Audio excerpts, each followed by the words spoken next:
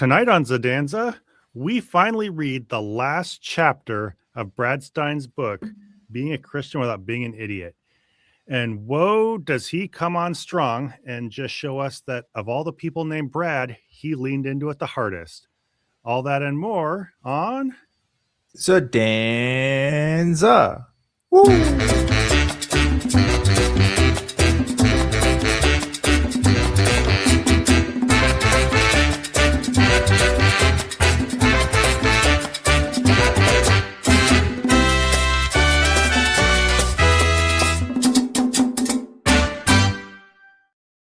Hello, everybody. Welcome back to another episode of Zadanza. I'm Objectively Dan. That's Prophet Azad. A lot of people are asking me, what is my background? Let me show you. It's some bullshit is what it is. It's pretty good, though. Yeah, it's pretty good. You suck. My wife was like, aren't you going to watch this video that Zod did to, prepare? And I was like, I don't really feel like it. And then she watched it, and then she started sending me screenshots. And so that was a screenshot that she sent. She sent me some other ones too that are pretty good. But I don't know. I've already embarrassed you as it is. But oh, you're fine. It's about what you'd imagine, But anyway, yes. I know we're going to talk about Brad about Stine. What I imagine. What's that? Now you have me wondering what you're talking about. Well, it's not that bad. I mean, I'll do like one more. This one's a good one. Hold on. Let me open this in a new tab. And I'll screen share this. We gotta and then do a little bit of this. Got it. Do a little bit of that. Wait for it. Bam. Wait. Yeah, right there. That's a good one. Yeah, that whole video was just built for bad screen grabs, wasn't it? Yeah, you know what? And the only reason I'm doing this is because I'm about to do the same for myself, because y'all see I got a new camera, in case you didn't notice. So now I'm like up in my quality, and also because that other camera like kept dying on stream. It was like, well, I don't want to keep doing that. So now that I'm in like this beautiful 4K, it's not gonna be 4K on the stream, but I guess we'll now see what it looks like when I eat it. Actually, I need to turn off my background because it's not gonna work. Oh, I guess turn this one off too. Wait. Oh, I still got the green screen filter on. Hold on. Gotta turn that off. OBS, yeah, man. I think I saw someone said they like the same when we have the same background. I'm still trying to get around to that. I just need to get motivated to. Yeah, we should get on that. I feel like it's important. But anyway, I got this thing right here. Now, one thing I will say, Zod, is you are kind of a little bitch, because you actually tore each piece out and you didn't like just get a big hunk of it. Okay. So a little bitch, you mean I'm not a horse? I mean that you didn't go all in.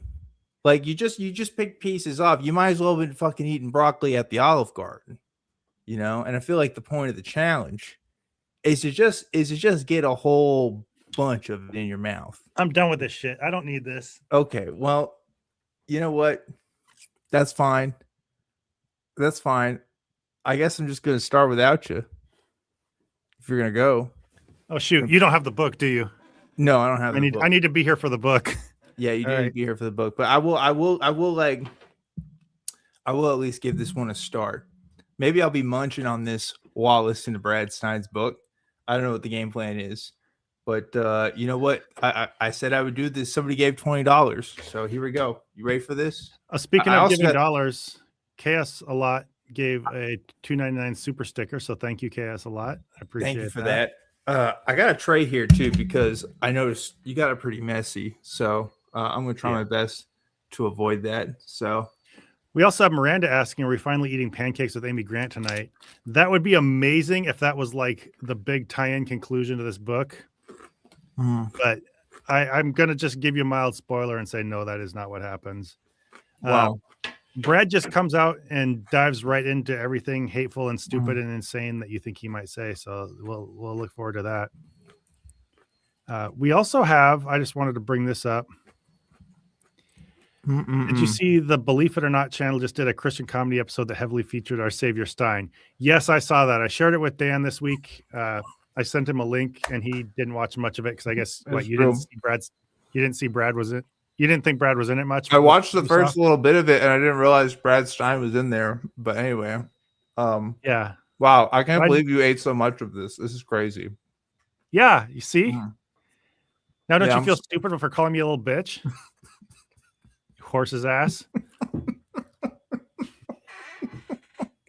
Now who's a little bitch? You're complaining one piece into your broccoli challenge.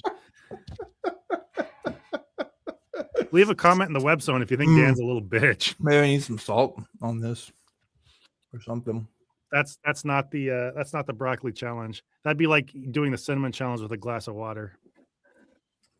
Who thought of this? It's a bad idea. I shouldn't be doing this.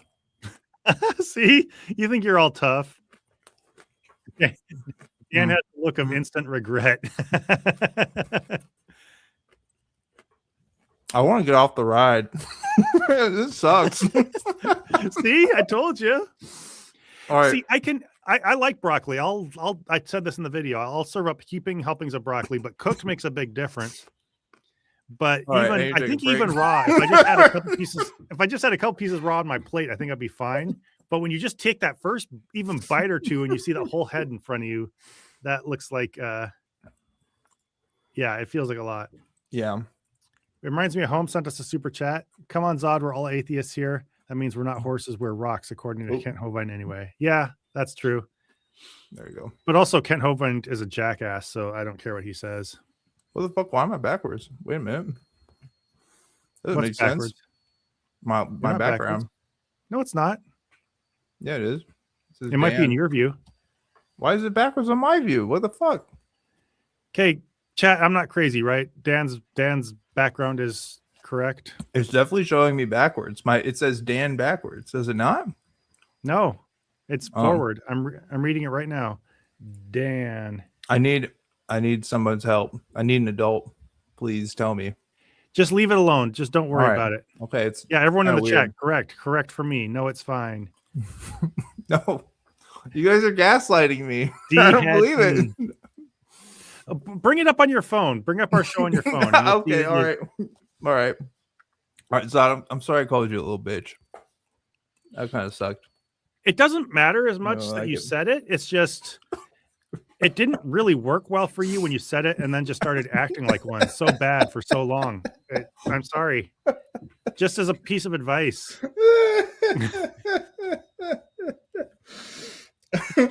After the show last week, this broccoli's hard to eat. Oh, my name's backward. Oh no, you guys are gaslighting me. Chad, I'm being bullied.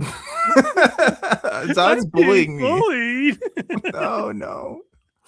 What are you, Brad Stine? Are you bullying me right now? What the fuck? All right, ready? Speaking of hold on. Wait, I went to say last week after the show, like over the weekend, my wife was like adding stuff to the ship cart. She was like, "Hey, I saw that you had a whole head of broccoli in there, so I just removed it because I figured that was like a mistake, right?" And I was like, "Actually, we need to keep that in there." I told somebody I'd do something for $20, and that's it. So there we go. Sorry, this sucks. I don't know if I want to keep eating this broccoli. I mean, I feel like I have to, but I didn't get very far, did I? You can't stop like that. I don't know. Anyway, let's get to this fucking book. Let's keep it rolling. Yeah, this is the home stretch, chapter 11. Yeah, the 11 assumed truths that make Christians look stupid. This one is the Holy Spirit is actually my feelings! ! Oh yeah. Wait, didn't we read that? I thought you read that. No. Oh, okay. It sounds like something Brad would say all the time. But... yeah, you're right. Oh, in the Believe It or Not video, there's a clip of Brad saying that if you need someone, he's making, the guy talks about all the typical jokes Christian comedians do, including like airline jokes and stuff. Right. There's a clip of Brad talking about how they give instructions to buckle your seatbelt. and I believe he said if you need someone to tell you how to buckle your seatbelt, you should kill yourself.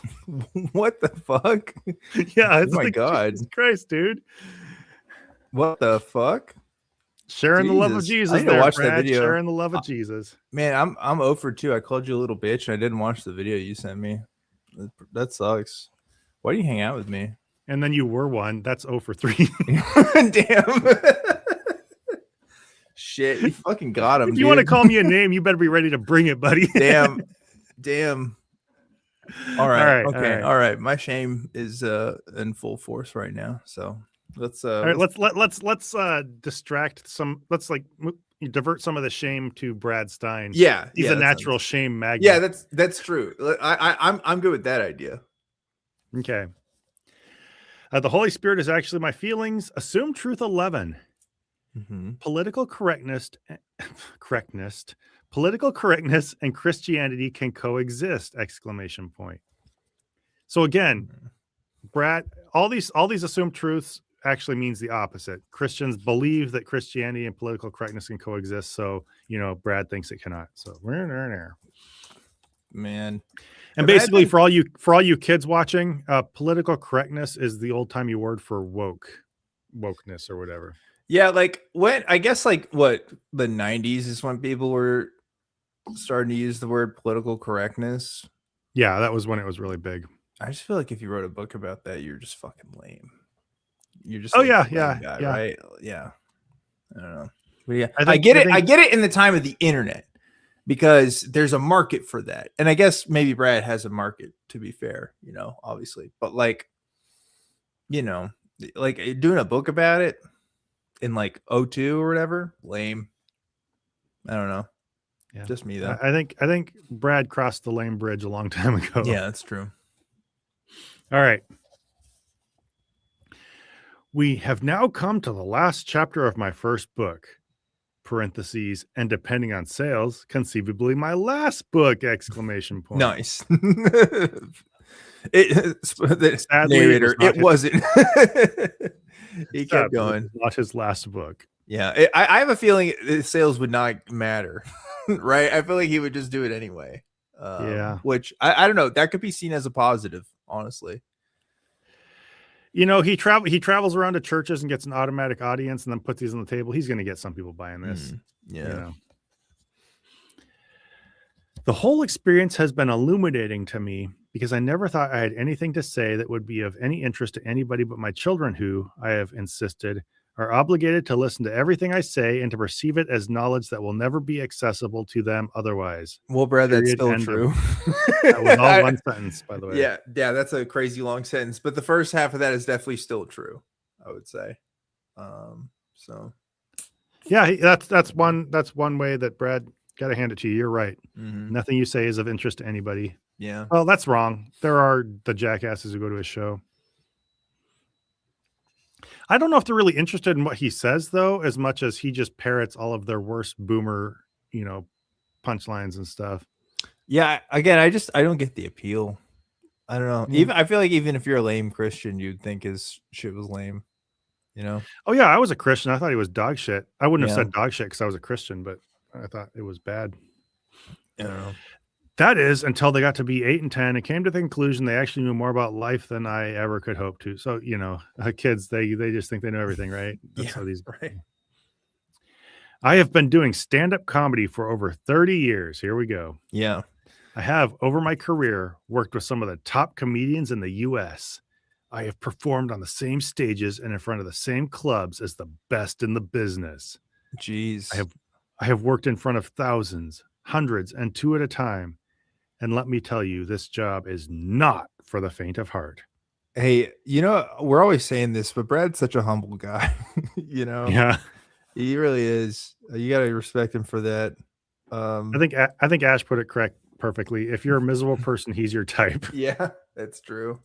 I feel like literally every single chapter he's talking about, like, oh, I'm a stand-up comedian, and yeah, here's a somebody I've met during my stand-up comedian days. Like when I think of, sorry, I'm going to go on a tangent here briefly. Go ahead. But my favorite biography I've ever read was H. John Benjamin's biography. because half of it like wasn't even really a biography. Half of it was just funny shit, I guess. It doesn't really describe him. It's just like funny stories from his life. And maybe 5% of that was actually him talking about like shit that he did in Hollywood. Like it was all just like him living his life and doing awesome stuff and just funny stories and just like him busting his ass before he was big. And you know what? Like that's awesome because I'm buying the H. John Benjamin book because I like H. John Benjamin. I don't need to read the Brad Stine book and hear about how fucking awesome he is, you know, because he does all this shit, you know, like I want to read it because it's fucking funny, right? Yeah. But it doesn't compute. I don't know. Yeah, I agree. That's just this is I don't know. What more is to say about this book that we haven't said? Yeah. But I'm glad we're us finishing this, by the way. I'm glad we're gonna be done with this and we can move on. But he'll give us some things to talk about though. I have read, so he says this job's not for the faint of heart. I have read when polled, the number one fear humans say they have is speaking in front of an audience.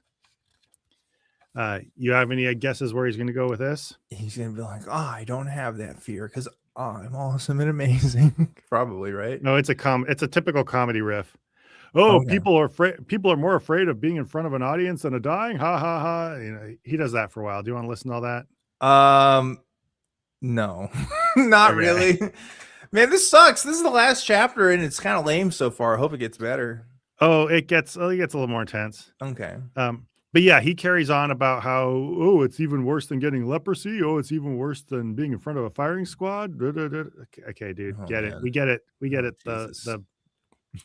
The fear of public speaking joke. Yeah. Glad to see you're keeping it fresh, Brad. Yeah, really. Nevertheless, there is something about speaking in front of a crowd of strangers or peers that causes deep-seated anxiety and the discomfort of the vast majority of humans. Is the physical act of using your voice? Is it the physical? Okay, so if the speaking, public speaking thing wasn't funny enough, let's see him dovetail jokes about a disability into it, huh? Oh. Well, it wouldn't be a chapter of Brad Stine without a joke about disabled people now, wouldn't it? Okay. Is it the physical act of using your voice that so terrorizes people or simply communicating in an own language? If so, I'm not sure this holds true for deaf people then. Do deaf keynote speakers before their speech begin to get sweaty palms? And since that's how they speak, would that be kind of like drowning? Can people who sign stutter or mispronounce words with their fingers? What if they break their hand? Do they have to hire an interpreter to interpret their interpretations? How do you show boredom and disinterest at a deaf lecture? Is there even a way to boo for people who can't hear? These are the kinds of thoughts that constantly ruminate my brain 24/7.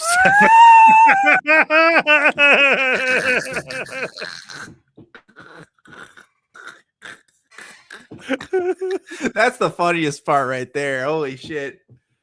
Damn. I think he intends it to come off as I'm one of these quirky, curious people always turning questions over my mind. Yeah. But it reads more as I'm a stupid I'm a jackass. fucking asshole. Yeah. Like, what the fuck? I think about how to make fun of deaf people 24/7. Like, what the fuck? Jesus Christ. You know what's cool? What's cool, or not really cool, but funny is that there's probably some deaf comedian out there that has some like really kick-ass fucking comedy about being deaf, right? And like that shit's funny because it's coming from a place of like good intentions, right? Yeah. It's just never a place of good intentions from Brad, so it's not funny. It's just like he's just being fucking mean, you know?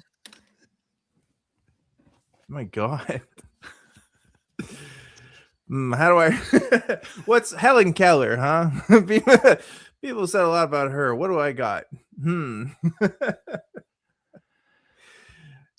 Christ.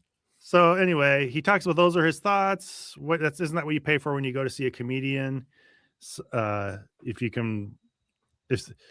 someone who can show you funny where you never knew it existed before. I mean, if I can make you laugh, laugh talking about a piece of toast. Maybe that's a gift in a kind of idiot savant slash sideshow freak kind of way. So He really I'm just just wants people to like him, huh? He really just wants to make people laugh. It's kind of sad, huh?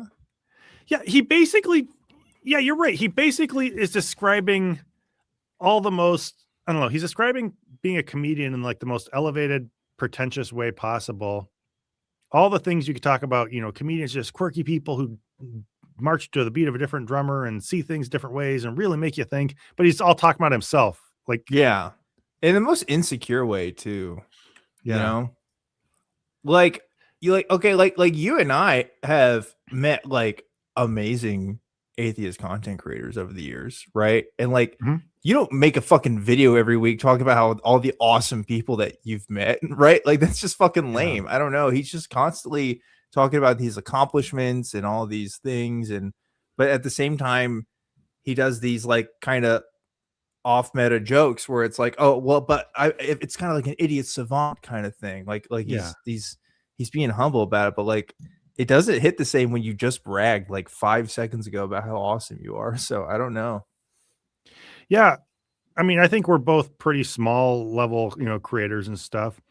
But even then, I've hit a lot more success than I ever thought I would doing YouTubing. Like there's more Yeah. people have sat and listened to me talk than I ever would have thought. But I still recognize that's a really small niche thing still, and I'm still a Yeah. pretty small fish in a big sea of creators and voices and stuff. And I also know that I have a lot of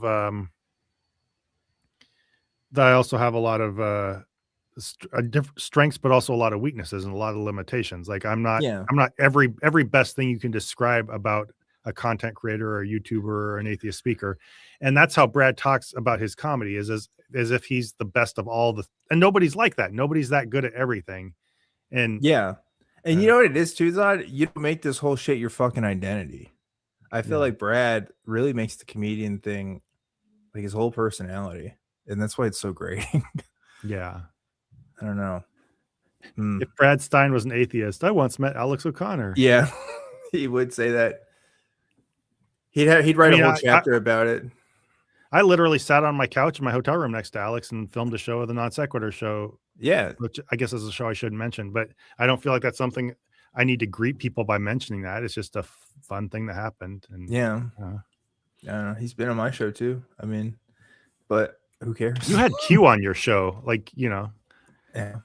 You're the bomb of knowing people. Anyway. Yeah.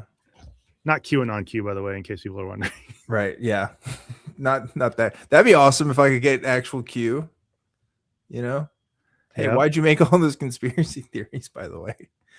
What's up with that? Be a great interview. Anyway. All right.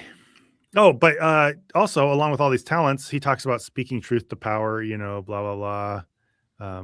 The jesters were the only ones who could speak in front of the king without dying, that kind of stuff. So if we need another layer of pretense on this, Brad adds it on there. Yeah. He talks about Bible says laughter's like medicine, and he talks about how in our modern age, there's apparently no shortage of taxpayer dollars available for science seeking and receiving grants for studying such unnecessary information like the health benefits of laughter. So, of course, we got to, make some jokes about how stupid science is. And yeah, that makes sense. All these dumb liberal scientists studying stuff. And maybe, go ahead. Quick $5 from JazzPair8877. Thanks so much. It says, funny, it doesn't occur to him that people are afraid to speak and be publicly embarrassed. Yeah. I mean, it probably does occur to him. He's just like trying to be hacky about it, but I don't know. Maybe he doesn't know, actually. I don't know. Maybe I shouldn't be so definitive about that.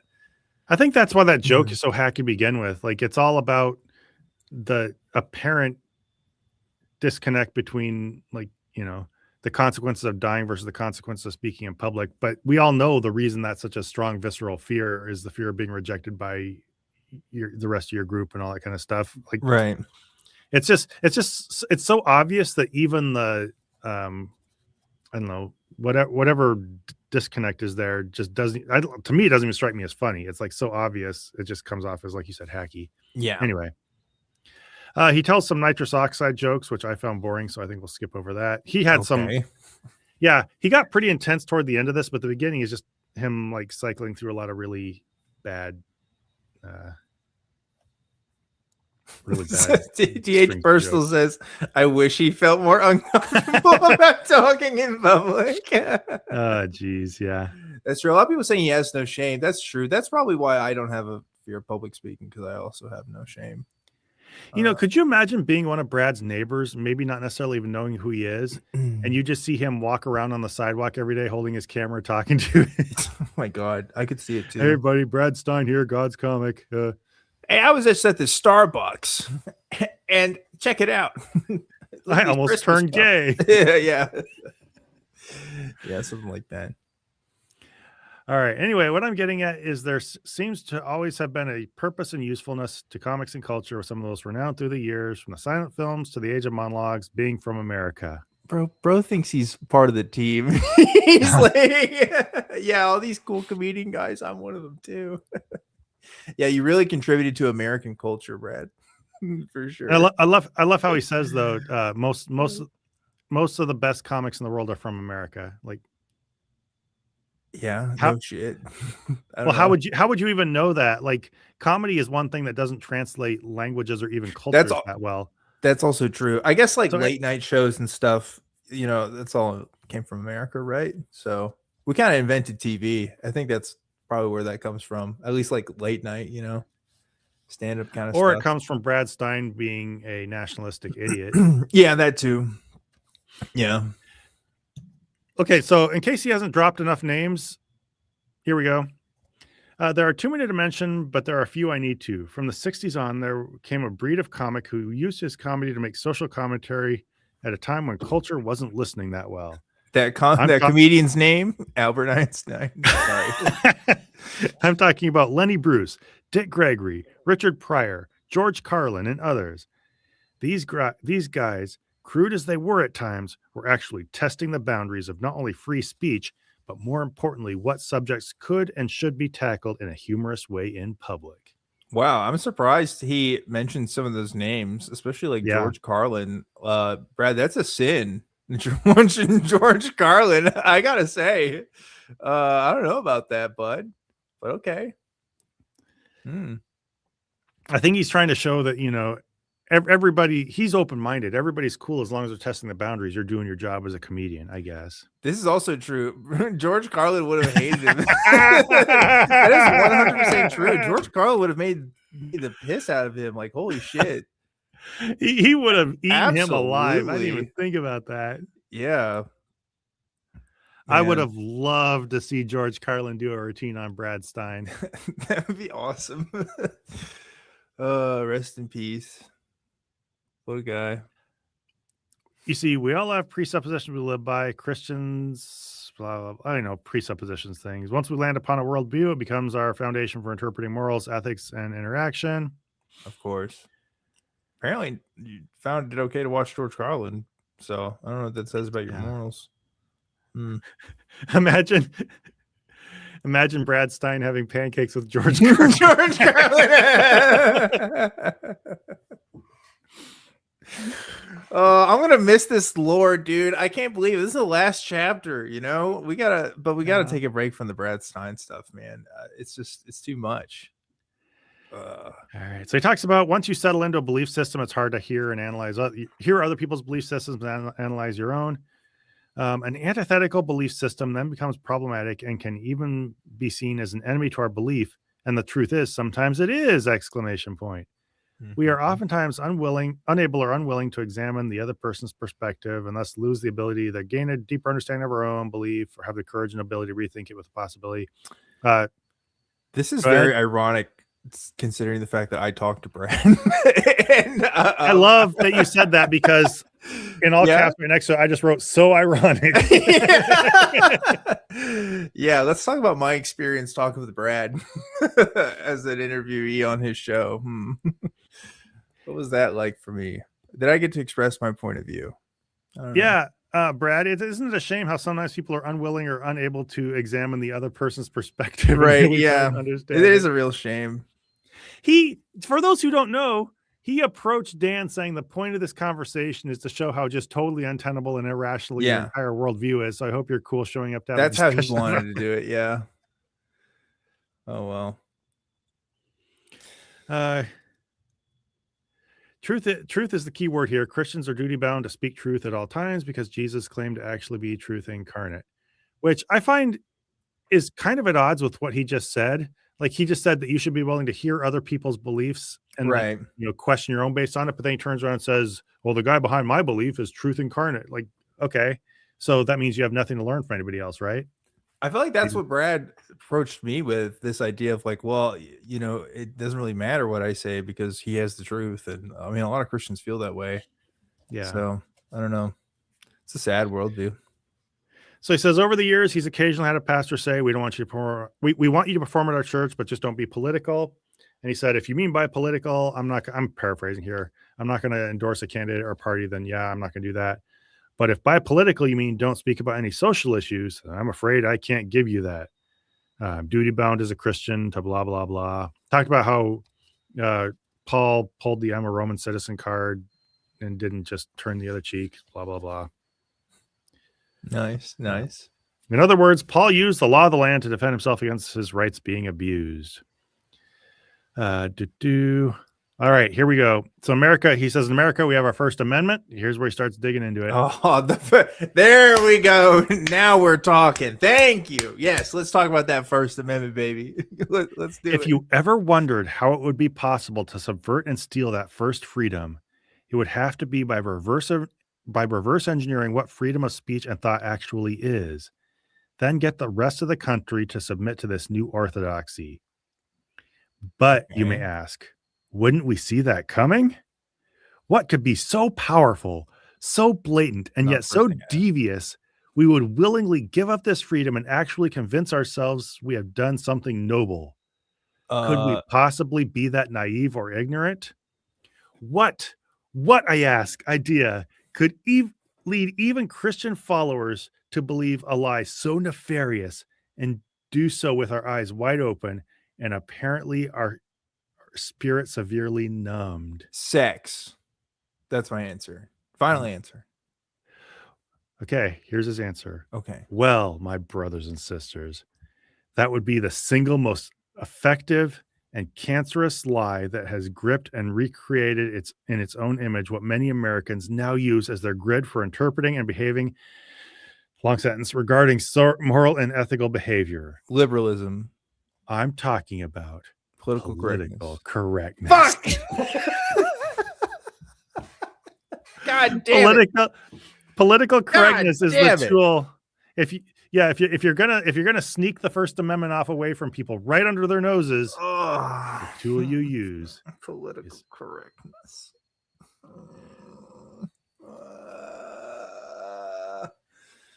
And by the way, he says that would be the single most effective and cancerous lie. He says effective meaning AFFECTIVE, which maybe would make sense, but I don't know. Really? He spells it seems like it would be the other effective, but yeah, you do you, Brad. Holy shit. That passage in the present time is wild. Isn't it? Yeah. Isn't it? Yeah, I know. The conservatives are just the biggest chuds, man. It's just it's never ending with these people. Okay. But you want to hear more about where political correctness itself came from? Maybe. For those who don't know, its foundation is Marxism, which is founded on atheism. That's where this chapter's going, baby. Oh, no. No. Hold on. Wait a minute. We're going into Marxism. I need a new background for this. I'm figuring it out. Don't mind me. That's wow, tying it all together, huh? On a nice little bow. Wait, he said Marxism and then it's the grounds for atheism? Yeah, he said, let's see. Its foundation is Marxism, which is founded on atheism. Okay. Which is founded on atheism. Marxism is. Okay. All right. Sure. Its God is the state, which is idolatry, a sin in parentheses. and its purpose is to destroy and bury the Christian slash Western ethic that has guided and informed the West for thousands of years. That's not conjecture or rhetoric. That's the agenda. That is conjecture and rhetoric, actually. Here we go. All right. Sorry, it took me a minute. I think calling that conjecture and rhetoric is doing it an undue kindness. Yeah, you're probably right. It's probably giving it too much credit. Okay, let me just. Oh, hey there, Dan. Yeah, just sorry. I just gotta make things right. You're right. Okay, your camera has improved. Yeah. Thanks. I just want to make sure we're on the same page here. Oh, I kind of like that he's looking over the seat there. You know, that's pretty good. He's disappointed in your expensive capitalist chair. Probably. Yeah, I think he would be. What kind of fucking leftist are you? Actually, this wasn't that bad of a chair. Price one. Anyway. All right. For some reason, humans seem to. He talks about, I don't know, how we have history to learn from, stuff like that. I don't know if you want to hear Brad talk about learning from history, but it's as disappointing and boring as you think it is. Okay, if it's boring, no. But I want him to say something. It's not in the fun way. It's in the rambly pontificating way. That doesn't really go anywhere. All right. Well, then never mind. For some reason, humans seem to neglect the obvious truth that no matter what society was created, what tribe was formed, or what religion was instigated, they all have one thing in common. They demand you be their subject. And make no mistake, the one unbending rule to all societies is somebody wants to rule. Now, did you notice something weird in there coming from Brad Stine? Yeah. What do you mean?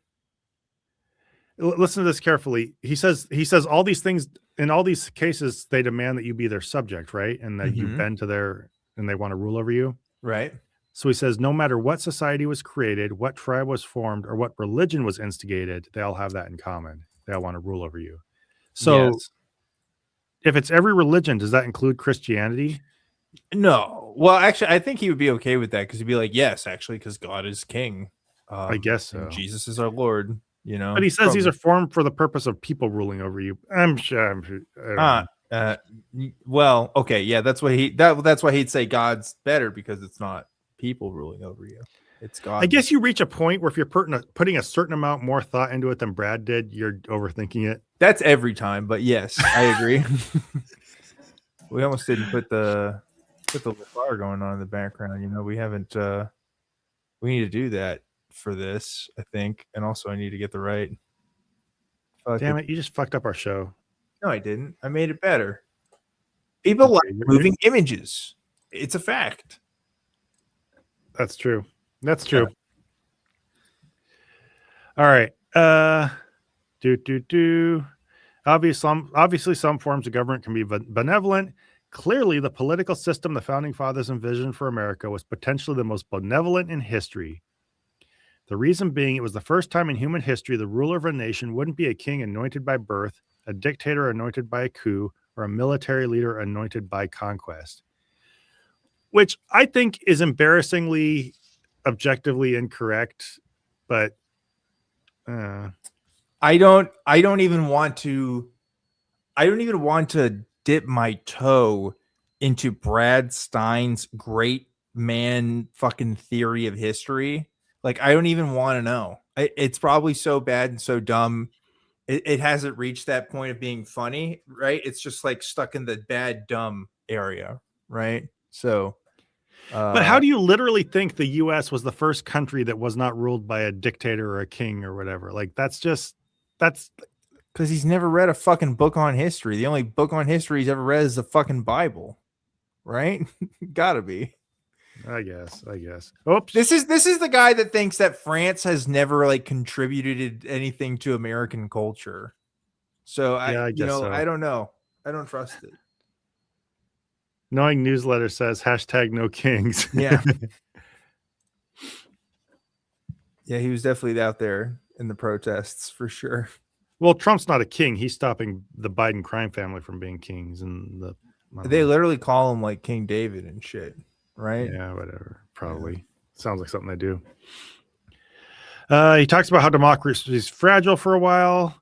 Every element of what made America unique was based on the presupposition that there was an ultimate lawgiver. Yeah, of course. No. Maybe not. I don't think so. So, Heather, you were the chat asked this, but after talking about, I don't know, basically the presupposition of God and our nation being founded on, built on God, and God being necessary for our country, he says, so let's start by my asking you a question. If someone asked you to define what political correctness was, what would your answer be? I mean, that's a thoughtful and introspective question that I don't expect you to answer, Brad, or even ask. Hollyhock also corrected me. It's King Cyrus, not King David. That's true. That's what they were saying about Trump. Okay. Anyway, no, I don't know. What is political correctness? Marxism, right? It's just neo-Marxism. Is that some of you have he's going to ramble a little bit before he gets right to an answer. Surprise, surprise. Yeah. Some of you have never stopped to consider that question, which is a big fat shame on you, since anyone whose culture uses a concept to demand citizens' behavior be in lockstep with this ideology regarding how they interact should be behooved to understand what exactly they have devoted their allegiance to, even if subconsciously. This is like some Jordan Peterson shit, right? Where it's like, the language, it's the use of the language. That's how they control you. That's why I can't call trans people by their pronouns, because they control you, right? Yeah. It's like the same thing. Annoying newsletter said, up yours. Yeah, yeah, exactly. How about, you know what? I fucking love PC culture, actually. I love it. I think it's great because, one, it pisses stupid people off. But two, it's just like finding the nicest way to talk about people. And who doesn't want that, right? Why would you want to be an asshole? Why not? Yeah, Drew Harrison said PC equals don't be a dick. That's really what it is. Yeah. That's what all this stuff is. Like when people like get all worked up about how you have to worry about how you act toward trans people or blah, blah, blah, blah, blah, whatever group it is. It's like literally all this is just showing consideration toward other people, except it's being done toward a group that you maybe don't like. And it's in a way that you find new. So you just don't want to adapt to it. That's literally all it is. Yeah. Anyway, think of it on a micro level. If you have children, what do you spend most of your time doing once they reach the age when they realize they can make choices? It's teaching them and demanding they behave and respect your authority. Yeah, well, that's consistent with what Brad has talked about when it comes to parenting in the past. So yeah, makes sense to me.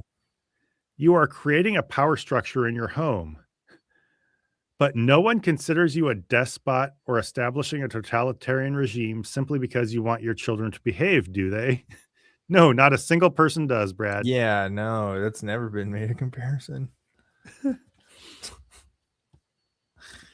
Instead, we honor and respect the obvious truth that you're older, wiser, blah, blah, blah, blah. So he talks about that.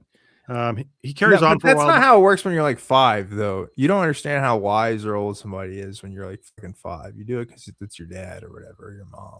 That's like early childhood. That's how that works. No, I don't think he thinks kids always do. I think he thinks that people in general do. I mean, so I think he's talking about people, not the kids, but the people talking about the concept of parenting. Yeah. I don't know. I've never been a fucking parent side, so you tell me. I think there's obviously truth to the fact that your parents, you have some guidance that you need to provide your kids. And there are obviously some boundaries that you need to set, like don't run out in traffic or, go to bed at a certain time or things like that. But you don't need to like shape them into mini yous and make your whole goal to insist that they do exactly everything you say. Yeah. Yeah. Sad. I don't know. Anyway, he talks about how humans are special because they're created in the image of God. He mentions Judeo-Christian tradition, blah, blah, blah. We can reason, we can anticipate the future and talk about the past. Cool. Good job, Brad. But certainly the most amazing attribute of humans that puts us in a similar category to God is that he gave us the ability to make people. We are literally creating out of whole cloth human beings ex nihilo. What? But then What? But then in parentheses he says, metaphorically, of course, that don't exist until we decide they should. What? That's not. That's not how metaphors work. What? What the fuck? A metaphor is when you say something incorrect and then just say "just kidding" in parentheses. Hey, Zod, I had a sandwich for lunch today. I made a PB&J ex Nilo, metaphorically, of course. What the fuck does that mean? I love also. I don't know if you caught this. Aside from that just being a generally stupid thing to say, yeah, he starts it by saying, "We are literally creating." So he says, "We're literally doing this metaphorically." We're literally doing this. Yeah, you're right. It's true. Wow, man, what a guy! You think he knows like what fucking sperm is? Like, do you think he knows like I don't know, just like basic biology stuff? Do you think he knows what an egg? Does he know that like women have eggs? You think if you told him that would like freak him out? Like, what are they, like chickens or something? Like he would just like he doesn't know. I don't know. He probably does, but I would hope so. I mean, he's got a kid, right? Yeah. But maybe he thought he made him ex nihilo. Suddenly he was there. Brad Stine is literally a pile of shit, and I mean that figuratively. That's about what he just did, right? Yeah, you're right. And what does the ex nihilo thing mean? I don't know. It's really funny though. Belaboring it won't make it better. Okay. That didn't exist until we decided they should, and they are in fact genetically made in our image. Because of that, we take ownership of them immediately. Because of that, we take ownership of them. Because of what? Because you made them? Is that what you're saying? Because you decided when they'd be born. They didn't exist until we decided they should, and they're genetically made in our image. Therefore, we take ownership of them immediately. People have pregnancies when they don't want to. Does he not? Does he think everybody's born because they want him to be born? I don't know. It's not good. It's not a good mindset. His parents probably didn't have him on purpose, in the sense that they didn't have the person he ended up being on purpose. Okay, damn. Okay, I thought you were going a different direction there. Yeah, he was born out of wedlock. He was an accident. Oh man. All right, so and then he says ownership in parentheses, to be fair, and he talks about how, you know, we feed them, clothe them, look after them, guide them, whatever. Yeah. I still think ownership's not a great way to say it, but whatever. No, they're your fucking kids. Like that's how you say it. Like, we already made up words for this. He's just being weird about it. Ownership. Aliashana Silverbush says, is he advocating that children are literally owned by their parents, figuratively speaking? Pretty much. Oh, that's a new little Bradism I gotta start using in my life. Just starting sentences with literally and ending it with the word figuratively every time. I think literally is what he wants to say to appeal to his audience, and then figuratively is his escape hatch, basically. Yeah, basically. I think you're right. The ultimate act of selflessness is sending them out on their own to pursue their own hopes and dreams, even if those dreams don't necessarily conform to the ones we dreamed for them. Of course, you're supposed to pass your values on to them, but he says here they might not follow. Whatever. Yeah. In other words, people be peopling. Yeah. It's a circle of life. Talks more about humans being unique and freedom and liberty is so beautiful because it's so dangerous because they can be abused and neglected. Yeah, no shit. Again, back to our founders. They were so aware of the potential abuse of power by those who achieve it. They even crafted into our body politic what we know as checks and balances. How are those checks and balances going now there, Brad? Oh, yeah. Well, I don't know what he'd say to that. Something generically MAGA-ish. I'm 100% sure. Something about how Bill Clinton's in the Epstein files, actually. Yeah. You know? Yeah. That's what he'd say. Trump's just stopping those courts from overstepping their bounds and Right. That's what he's doing. For sure. And we're not a democracy, we're a republic, and that's why. Yes, he'd do that shit for sure. Yeah. Yeah, I agree. So that as soon as one branch begins to assume and instigate ultimate power over the rest of us, there's another group reeling them in. Notice I said as soon as, because it was never an if, but a when. He starts bolding words all of a sudden in this chapter. I think it's the first time I've seen. Interesting. He discovered it on Microsoft Word. He was like, whoa, yeah. What's this B? Is this B for Brad? And then he clicks it and he's like, oh, yeah. That's pretty cool. Just take a second to appreciate this sentence and how frivolous it is. Mm-hmm. Notice I said as soon as, because it was never an if, but a when as to how this would all shake out. Just say it's never it's not a question of if, but when it shakes out. Yeah, it's not a question when, of if or when. As to how it just, dude. Trim it down, buddy. This is what makes the Judeo-Christian understanding of human nature so essential when forming a republic. Is it? Okay. Yeah. Here's what's interesting, because it's like, let's say all that bullshit was true and they were really into that shit when they founded the country. Well, we're not doing that shit right now. I mean, we are right now, right? Like people are trying to make it a thing again, the Christian values and stuff in government. But like, we were doing okay without it. We were doing fine. A lot of places were doing like okay without it. So it didn't seem like we needed to keep doing that. But it sees the world for what it actually is, not the utopian vision some believe they can create. But more importantly, it never gives an inch when evaluating what will happen when a certain group of humans anoint themselves the caretakers and parents of the rest of us. It is simply a foregone conclusion that whoever anoints themselves smarter, wiser, and more philanthropic than us normal humans will demand we surrender our autonomy, in parentheses, power to them, since they know better what is best for us. Yes, Brad, I think you should listen to your doctor and take those pills. And he is wiser than you in respect to medical science. So that's something to consider. Get the vaccine, Brad. Get the fucking vaccine. Okay? He's just mad that people are smarter than him, is what it sounds like. Well, and this is all just one-way venting toward the other political side. Like, guarantee he's a Trump fan.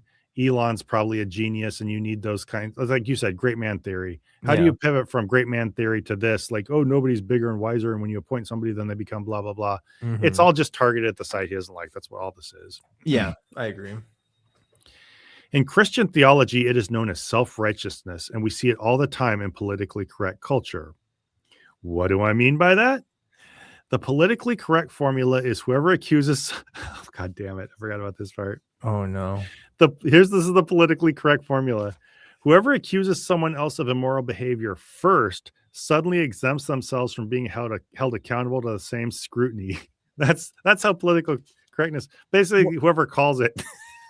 Whoever smelt it, dealt it? Is that his rule for fucking political correctness? What does that mean? Whoever called dibs on saying somebody else is immoral, you can't say anything bad. Hey, I saw that guy murder some guy. Fucking PC. PC guy. He's fine. just in case you're curious, he expounds on this idea. So let's hear him do that. In other words, I can be intolerant of your point of view as long as I claim you are intolerant of mine first. Oh my God. I can be bigoted toward your perspective as long as I accuse you of bigotry first. I can be fearful and phobic of your opinion of human behavior as long as I accuse you of a phobia first. Oh, man, he really does just have just tiny child brain. Like, this is literally what conservatives do think is true about this kind of stuff, right? Like they think it's all about just being oppressed and being, I don't know. I think they really want it to be in their eyes. I think they just want to be the ones that are calling other people out for once because they constantly get called out for their bad behavior all the time, right? Says that guy is a racist because he called me a racist.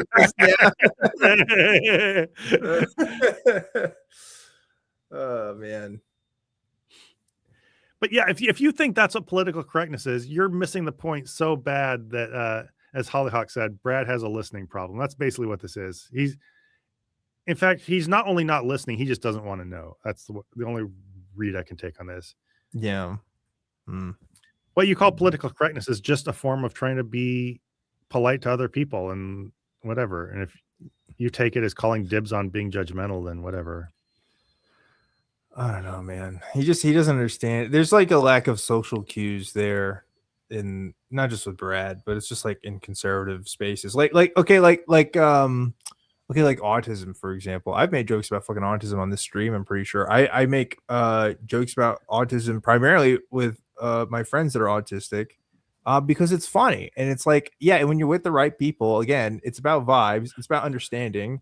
Like there's humor in that. You can celebrate a difference in life experiences, and people aren't going to call you out for being phobic or fucking whatever if they know you, if they get your vibe. But like, he just wants to be able to say everything. Like, he wants to have his cake and eat it too. He wants to call short people slurs. He wants to call everybody slurs, honestly. I think that's what it is. It's just, I can't say the N-word and they can. Say the N-word. Yeah, it's like, that's what it is at the end of the day. I don't know. Yeah, it's pretty rough. In other words, they have made themselves out to be God. Of course, he goes there. Oh, yeah. But what is their image? Where does the authority for political correctness come from? You can't have a philosophy without defining your terms. Jesus? You have to understand the authority undergirding your proclamation so people will know who it is exactly they are worshiping.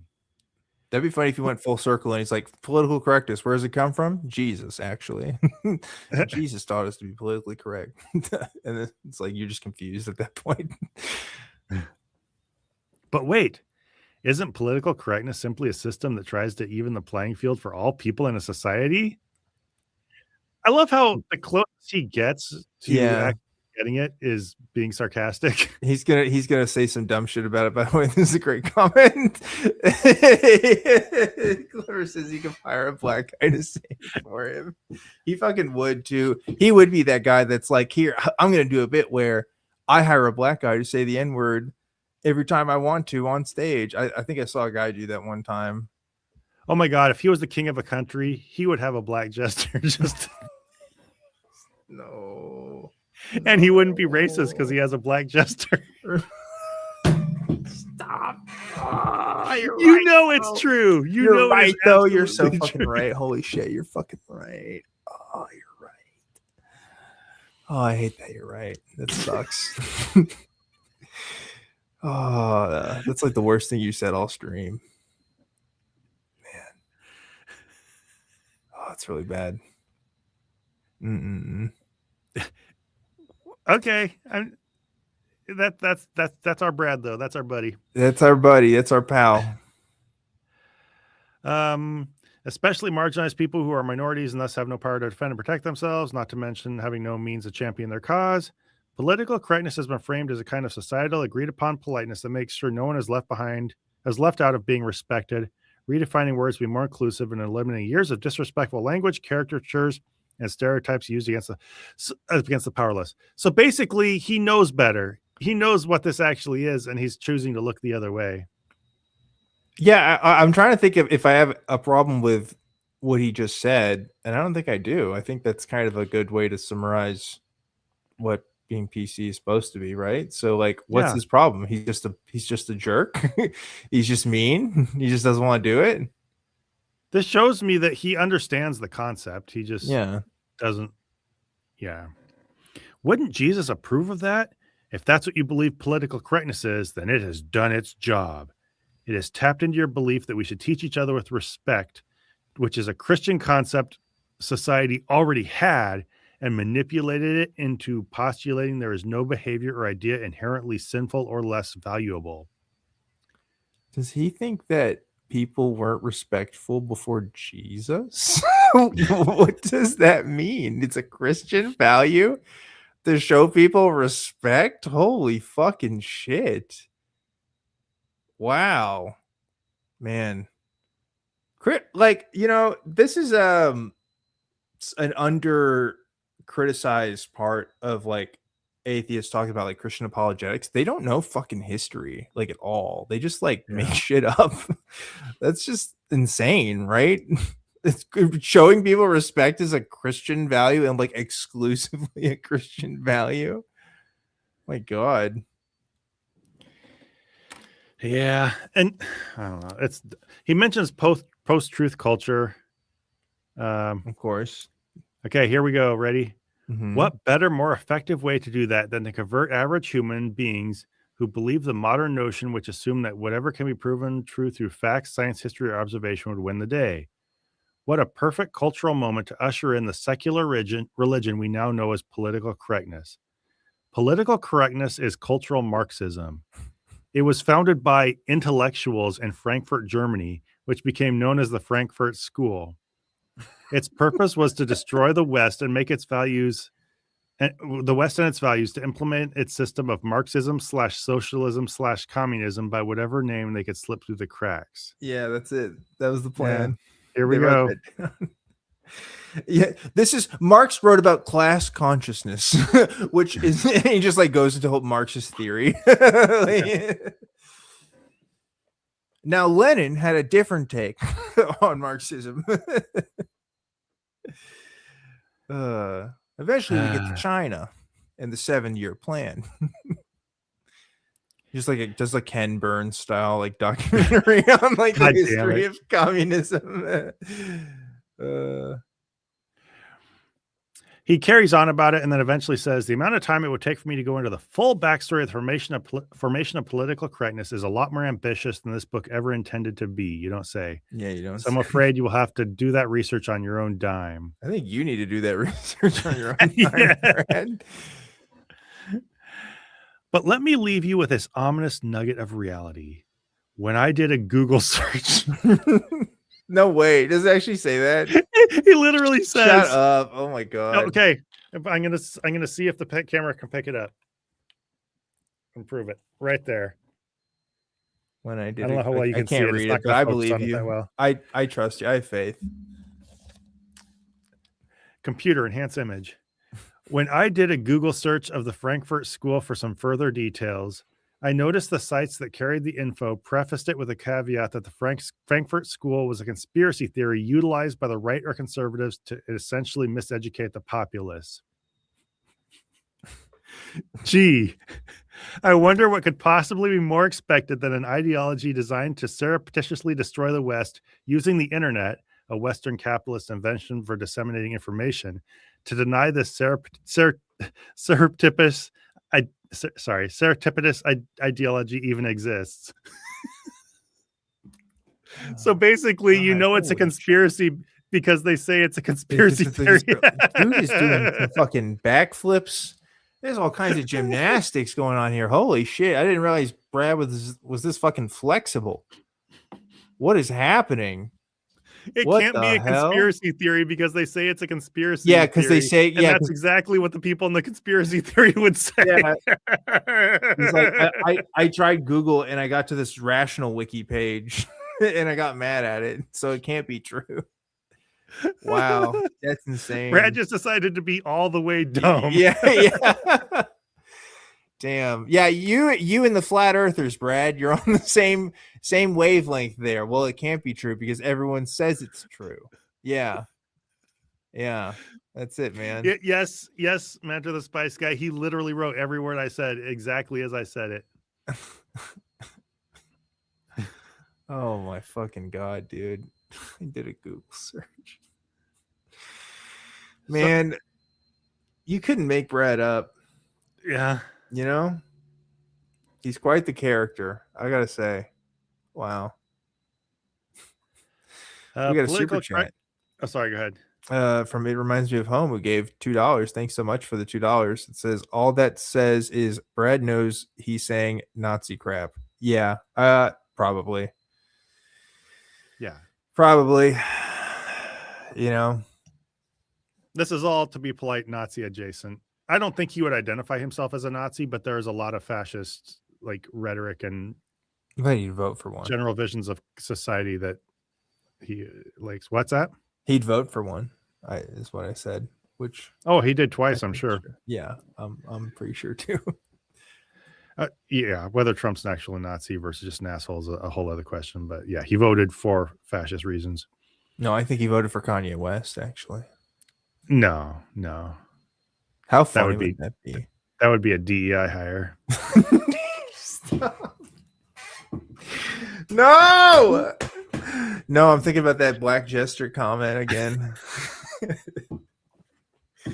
Kanye would be an awesome jester, though. Maybe, right? Yeah, it'd be funny. I'm not saying that because he's black. I'm saying that because it'd be funny. Anyway, let's just keep going. Yeah, no, I want to watch you dig here for another minute. No, this hole's been dug. I'm good. Political correctness demands that you take your marching orders from the state. Jesus said, "Give to Caesar what is Caesar's, and to God's what is God's." So here's a quick question: What exactly is God's? Yeah, here's a quick question. Why don't you shut the fuck up about politics then, Brad? Why do you keep talking about it? Listen to this. Listen for signs that Brad is contradicting himself here. Okay. Jesus said to give to Caesar what is Caesar and to God's what is God's. Mm-hmm. So here's a quick question. What exactly is God's? Oh, everything. He didn't exactly contradict himself, but based on what Brad just said, didn't he just make Jesus' comment totally meaningless? Yeah, basically. Like Jesus distinguished between what's God's and what's Caesar's, and Brad said everything's God. So what would Jesus' comment? Yeah, what was the point of Jesus saying that? Yeah. What? Where is he going? I don't know. I mean, that comment by Jesus was already pretty stupid, but it was just kind of a play on words, but whatever. Yeah. Still. What the hell? I don't know. Everything is a God-breathed, blah, blah, blah. Remember, every human being worships something or someone. Even atheists worship the gods they have established as ultimate truth, blah, blah, blah. They love it. Science is the altar they worship at. They will deny that, blah, blah. I don't care that much, yawn. God is omniscient. He created everything. Here's a place Brad's gone several times. Mm-hmm. Materialists often behave with glee and astonishment when a new discovery is revealed, almost as though they invented it as opposed to simply revealing it. Well, I mean, you should be excited if you discovered something, right? Does he think that people shouldn't be you can't be happy that you did science that because God already knew about it. So nobody can be happy about discovering anything.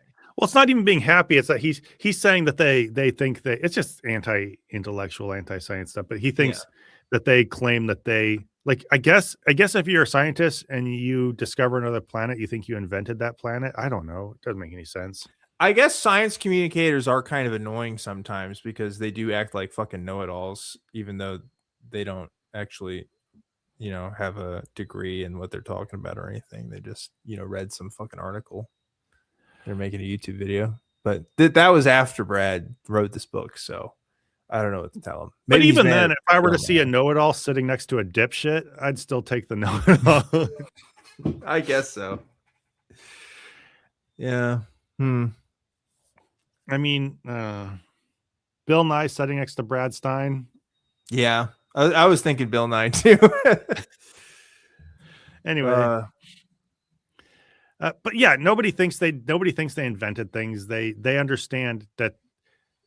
I don't know. It's the same. You take the same thing Brad thinks, that you're just uncovering what God created. A scientist knows they're just uncovering what exists in the universe. It's the same thing. You're just not letting God do it anyway. Yeah, it's true. Anyway. Materialism. I'm skipping over some things. He talks about how intelligent designers can never get jobs and they always get fired and harassed and blah, blah, blah. What the fuck? Fired and harassed? Wait, what? All right. I'll just read this for you then. Okay. We know from numerous sources, numerous sources. Many people are saying that in even postulating from evidence, an intelligent agent seems to be more likely cause of the natural world. You will find yourself fired, blackballed, and jettisoned from academia, because there's one thing scientists demand, it's don't follow the evidence, blah, blah, blah. Yeah. Well, like if you believe that shit and you work at like the Circle K down the street and you got fired for that, yeah, that's bullshit. But if you're a fucking biologist or like I don't know, a historian or something, yeah, you should be seen with a little scrutiny, I think, right? A source came up to me, tears in his eyes. Tears streaming. Yeah. That source's name, Albert Einstein. Remind me of Holmes says, I literally did a Google search. Figuratively speaking. Yeah. Chad's funnier than I am tonight. I gotta say, good job, Chad. You're cracking me up. Oh, you're doing well, Dan. But the chat is definitely on fire. Thanks, bud. Appreciate that. Wow. Materialism is the religion of the atheist and the politically correct, and it has to be. Since man invented science and atheists demand science rule us. That's right. We're always saying this. Bow before science, obey science. You must be ruled by it. Here's a periodic table. Hey, Brad, is science in the room with you right now? Yeah. It must be considered sacrosanct and verboten to find any alternative perspective, if for no other reason than it is much more difficult to control people who have the capability or the right, for that matter, to think for themselves. God damn it, Brad. Holy shit. Well, he makes why is it his sentences are especially fucking boring tonight? Yeah. I don't know what it is. How many of you knew that when they were describing what the inalienable rights of man were, the first inclination was life, liberty, and personal property? Without personal property, you cannot be free. God Almighty gave him our freedom from blah, blah, blah. He's talking about personal property. What the fuck is this chapter? What the hell? He just was all the fuck over the place. Brad just took all the things he's been dying to say throughout this book, all the stuff he really feels, and just dumped it in this last chapter. Like, this man is ADHD as hell. I swear he was edging chapters 1 through 10, and he just finally. Yeah. Oh God! Please don't use the word edging and Brad Stine ever again in the same sentence. I really don't need that. Okay. Oh no. He's just lame. It's lame because he said all this shit before in one form or another, and it's not new. It's not novel, and he's not the first guy to say this shit either. It's just, God, I don't know. What's the point? Who cares? Again, cultural Marxism is control of property by behavior by government intrusion. Mm-hmm. To be beholden to God means you're not controlled by the government. A government, I might add, grounded in a philosophy so demeaning and self-righteous as to believe you are too fragile and oblivious to systematic oppression. They will have to weed out the dissenters for you. Brad, tell me about systematic oppression. Tell me about what you know about it. What do you think that is? Here's what he knows. I am only 5'6". Yeah. He's like short kings. Also, hang on. As a Christian in America. Yeah. I wish that's another regret I have for my conversation because, I've talked about it before. Like, just like he started off talking about how Christians are oppressed. I really wish I could have beamed him on fucking gay people. I really want to know what his take was. Okay, we got a comment saying, "No, Zod, we know from this book that it's canon. He hasn't entered his life." Stop! Oh, chat, you need to calm down. You're doing too much. Holy shit! Gosh. All right. Oh man, that's bad. All right, we're getting there. We only have a few pages left. God, if we get to the end of this book and there's not a special thanks section that says Amy fucking Grant in it, I'm gonna be so mad. Because Christianity teaches to love your neighbor, to be good Samaritan, have mercy on the poor, political correctness harnessed that beautiful altruistic expectation and simply redirected it toward groups it has deemed worthy. They will shame you and publicly humiliate you in the process to demand your obedience in the American church, which is so weak and unwilling to sacrifice whatever God did for the sake of truth. So basically, Christianity Christianity is the one that invented all these ideas about being kindness, and they're just like corrupting it, I guess. But like that's what he wants. Doesn't he want everybody to be a Christian and be obedient to God? Like, why does that make him better if this is like the true leftist conspiracy? Because God's the one you're supposed to be obedient to. Oh, Try okay, to keep yeah. up. Try to keep up, Dan. Yeah, that's true. Gotta keep up. In other words, we trade our sacred treasure for a bowl of pottage. Whatever your treasure is, there will be your heart. Political correctness wants your heart, my friends. That's an understatement, actually. Political correctness demands your heart, your mind, your soul, and your strength. It wants to make it very clear the answers you're looking for, it provides. I just like, you cannot change a guy who's like this, right? Like, he's been like this for years, apparently, if he's writing like this from like 20 years ago. What does that do to your fucking brain? You know? Yeah. What do you do? How do you work with a guy like that? Can you imagine if Brad Stine was like your coworker? Oh, goddamn. How do you do anything? I don't know. I guess that's why he's in his own little Christian comedian world and doesn't have like a job in like, I don't know, a regular office somewhere or something, you know, because I don't know if he could. I don't know. I'm pretty sure he's surrounded with very patient yes people.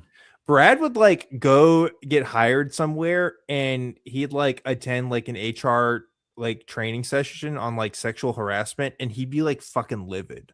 Like, he'd be so mad. He'd be like, I can't believe they're trying to control me, you know? Yeah. Wow. The Bible taught me not to do this, right? You're just right. Blah, blah, blah, blah. Right. Political correctness mimics sacred scripture to give itself legitimacy by utilizing ethics and virtues of the Bible, but recreating them in its godless image. This gets a little tiring, but you know what this really all is? Mm-hmm. I think this is just Christianity and Brad as a speaker for Christianity on its behalf, just being really jealous of the fact that people have started just sorting out the basics of human behavior and how to get along with each other on secular terms. Yeah. And they can't stand that Christianity is being left out of that stuff. People are just using common sense and trying to be decent to each other. So he's just trying to make it all sound as ugly and stupid as possible to explain why we need to go back to scripture. That's the only way I can read this. Yeah, it is kind of an insecurity, right? Like a projection, you know? Like, these people have it figured out and they're being nice, but they don't have Christ in their hearts. So something must be wrong with them. So it's all a conspiracy. They're all actually working for the devil or whatever. But it reminds me of how why Christians don't like psychologists and therapy and stuff like that. A lot of them don't. I think it's because they're jealous of the fact that it's basically doing what pastors claim to do, except for real and with actual qualifications. I feel like this is the same thing. Yeah. What he calls political correctness is just basically secular people sorting it out by themselves without his religion, and he can't stand that. I definitely agree with that. But look on your face. I think you just saw the super chat. Yeah. Yeah, I'm going to make you read that one. Okay, Dan, this one, they wanted you to explain. No, that's not what it says. Can you explain what edging means? First of all, thank you, Flubber549 for the $10. And then it says, can you explain what edging means? I wonder if they spaced it because they thought YouTube was going to censor them. You think that's why they did that? Well, Zod, you know, you kind of wrote the book on it, so I think the answer is yes, I can. Yeah. English teacher. Yeah. Okay. Give him that one. That ought to show him. No, it's when you start to pleasure yourself, but you don't go to the point of completion right away. Christ. You just kind of hover right there. I'm going to throw this broccoli. I'm going to do something. A violent act must occur. I can't stand this. Go to Urban Dictionary. Go figure it out. Hey, I need you to literally Google search this figuratively. And you can figure it out. All right, so how much more of this chapter do we got? Because all right, we have a few more pages. I'll skim a lot of it. Okay. Notice how God's revelation differs. Oh, God damn it. God already told us who we are to love and assist, anyone in need. And notice how God's revelation differs and that there are no races except the human race. So he's going colorblind. Gag me with a fucking spoon, Brad. Shut the fuck up. No races but the human races. Yeah, except all the times they talked about how the Jews were this chosen race of God in like the Old Testament. It only happens every other fucking book of the Bible. Jesus Christ. Oh man. He's like, Brad's probably one of those guys that's like, oh, back in the 90s, we didn't have racism. It was over. We had Fresh Prince of Bel-Air, and we had fucking Family Matters, and that was it. Racism was over. But the wokes, they brought it back. I heard someone once say that racism has been over for centuries because centuries. Because Shakespeare wrote Othello. Stop. Oh no. Yep. What the fuck? I think someone that's okay. People just don't want to feel guilty for being white. That's what it is. They really don't want that white guilt. I guess not. They don't understand either. Like, I don't feel guilty for being white, but you can maybe try to have an understanding that you don't carry your skin color around the way other people do, and maybe trying to understand that. Whoa, hold on, Zod. That might be too much. Let me Google this. Let me do a Google search real quick. Oh, actually, Zod, I just read the first result. It says that that's actually a lie. That's actually a Marxist. I think that's a Marxist lie. So I don't know. I could believe that. Thank you. Okay. Yeah. Karl Marx and Joseph Stalin came up with that at the Frankfurt School. Right. About Othello. Wait, I guess that means that we should believe it because the Othello thing. Yeah, that'd be awesome. Yeah, that's what I lost track of what thing you were pretending to Google. Sorry. I don't know. No, but Marx coming up with the idea that racism is over because of Othello is, I think, new communist lore that I'm interested in investing in. All right, let me just breeze over some stuff here. Mm-hmm. If your ideas come from conservative and Christian ideas, you are not only wrong, they are evil, blah, blah, blah. So it's not that I'm being shitty. It's just that I'm a Christian. That's as far as they want to introspect on anything. Right. Yeah, true. Lots of blah, blah. Love God with your mind. He says that the political correct say that logic is just patriarchy anyways. It was created by men to subvert the earth. And oh my God, are you serious? Yeah. That? Oh, that's gross. What a grody man. Political correctness makes you realize there is a God. Fear not, God is you! Exclamation point.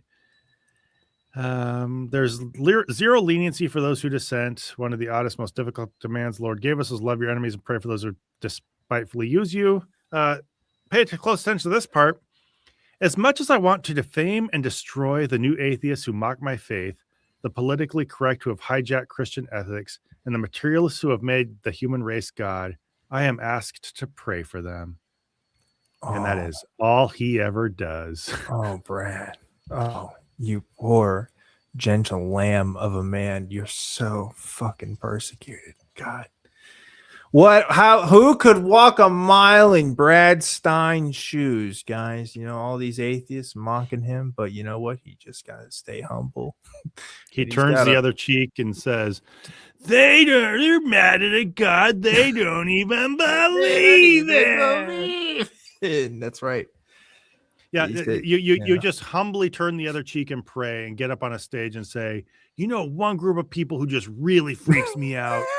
Atheists. Yeah. Go fuck yourself. Yeah. Wow. All right. Gorlax's, sorry if I didn't say that right. Get $20 super chat. Thank you very much. That's very, very generous for the book and broccoli torture. You're welcome, chat. You guys are being very generous tonight. I appreciate it. Yeah. Much as Brad attaches himself to all the best comedians, Dan ate 2 pieces of broccoli and attached himself to my feet of broccoli. I wish you never said that. I wish we could go back in time in a world where you never said that, but it's too late now. Everything's ruined. I don't even know what to I don't even know what's up. You know what I'm gonna do? I'm gonna bring up that picture again. Hold up. All right, you go ahead. There we go. Now I got my recompense. Okay. I'm just gonna do this. I'll keep it like this for the rest of the show. And now I feel better about it. Okay. That's good. To true That's believer, it? no government. Oh, he's still going. Okay. Yeah, to true believer, no government or social coercion is.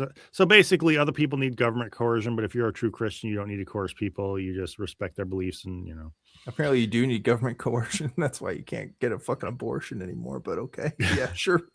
Keep dreaming, Brad. When you attempt to inculcate your Christian beliefs into your work or talent or livelihood, you will be sued, ridiculed, and protested. You will be made a pariah in the culture and Christianity. Blah blah. Fuck off. This is just the beginning of the persecution of the body in America. Christians are literally the most persecuted religious group on earth. I bet you've never heard that a million times from him. Wow. Here's the good news. You're on a journey. God has you on a journey. All right. So he just talks about how you're on a journey to become a Christ follower and stuff. I'll read the end just so we can see how this actually works. Finishes up. Since we not only know how our story ends, but that God wants that for all his creation, clearly it is our turn as Americans to sacrifice convenience and safety for the sake of the sinner. There needs to be a third great awakening in America, and boldness wrapped in love without abandoning truth must carry the day. So, okay, you're going to sacrifice convenience for the sake of the sinner by bitching about the fact that you don't think you have as much of a comedy, career as you thought you should have. I love how he still goes back to that, where it's like, yeah, if you're a Christian, by the way, you're going to get rejected. I know I have. That's the only reason why. We really need to be prepared for hard times, but Jesus Christ, it's so unfair that I don't have the same comedy exactly opportunities as he doesn't. That's what's weird. It's like he doesn't even mention like real Christian oppression unless you skipped over it, right? He's not like pulling out stats or figures or anything. He's just like, oh, but in this one Muslim country, they kind of don't like Christians sometimes. So yeah, religions all don't get along with each other. So surprise, surprise, the religion that spread itself all over the world into other people's territory ends up in a lot of conflict. Ooh. Yeah. I have been in the game for many years now and am not about to quit when I see the finish line in the distance. I didn't get there by being politically correct, though, and I urge you to do likewise. I sure covet you coming alongside me as we venture into uncharted territory, lifting each other and carrying a portion of the load so we can all enter one day into the Holy of Holies, finally unburdened and at rest. Some of the best of us are already there waiting to put an arm around our shoulders and walk with us to our mansion, all the while saying to us, now that really wasn't so bad, was it? The Holy of Holies, Amy Grant's house with the pancakes. It's waiting for us. Yeah, I'm not going anywhere with you, Brad. Fuck that. I'm going the opposite direction of wherever you're going. I'm pretty sure, because if everybody's like you where they're going, doesn't sound like heaven to me. Sounds like a bad time. Remember that proverb, like better a rooftop and a scrap of bread than sharing a house with a contentious woman? Yeah, that's a good one. I remember that. It's a banger. It's kind of like better to be in eternal flames than sharing a heaven with Brad Stine. Yeah, I like that too. Better to Google something literally than to Google something figuratively. I don't know. Sam got 8689 said, "What a woke bitch! Carry your own load." Yeah, man up! Come on, Brad. Pull yourself up by your bootstraps, Brad. Yeah, what are you doing? Come on. You think Jesus had to have people carry stuff for him? No, he did it himself. Yeah, how fucking lame. That's it, huh? That's the end of that book. Any last funny parts at the end? There's an epilogue. Oh, really? Is it short? Oh, okay. I'm not going to read much of this epilogue. It's Okay. it's several pages. And I think it's probably kind of boring. But considering I just made a video about why I called C.S. Lewis a garbage Christian apologist, Mhm. I wish I were a genius. I would love to think that somehow I am given secret access to the thoughts of God, and He trusts me alone to deliver answers to heretofore unanswerable questions. I love how that's I what would- he thinks a genius is. It's just whatever God tells him is true. Yeah. I would like to think when I depart this mortal coil, my words will go on enlightening and encouraging fellow travelers. Does he know what a fellow traveler is? Who have simply believed the claims of Jesus to be true. I guess what I'm saying is, I wish I were a C.S. Lewis, for example. Oh my God, they all want to be like C.S. Lewis. That's so funny. He's a hero to me, and to wander around in his mind for a moment would be, I think, a pleasurable experience. But the truth is, I'm Pleasurable not, nor experience, shall I ever be Mr. Lewis. And I want to take a moment to acknowledge him as an inspiration to me in my thoughts. Wow. So on top of it all, C.S. Lewis inspired Brad Stine. Inspired by C.S. Well Lewis. done, sir. Well done. Yeah, I'm sure C.S. Lewis will be really happy to see that. So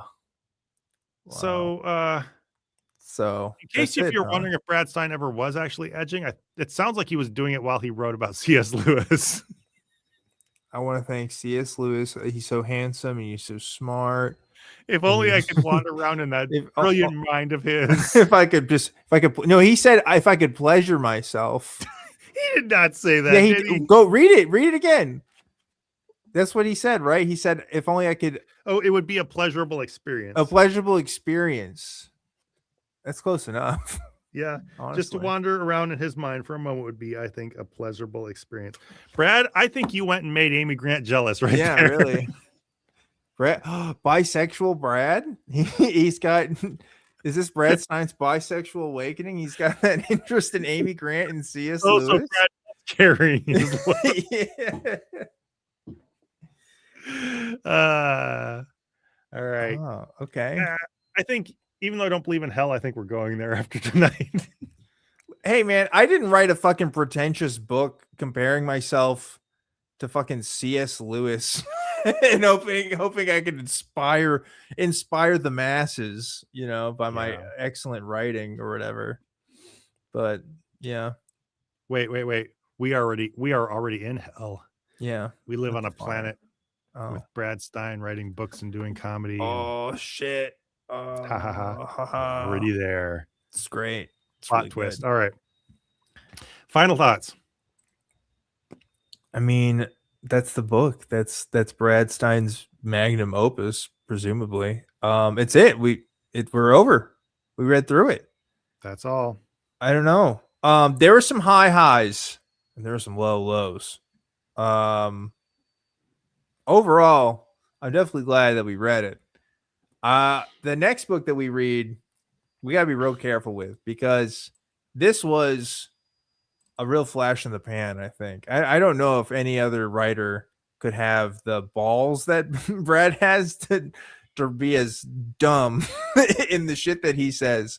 I feel like most of this kind of stuff falls within that pit of just bad, and he just inches right out into the so bad it's good. We got to be careful not to fall into the trap of thinking other stuff will be in the so bad it's good category. Probably still just be in the bad, but I don't know.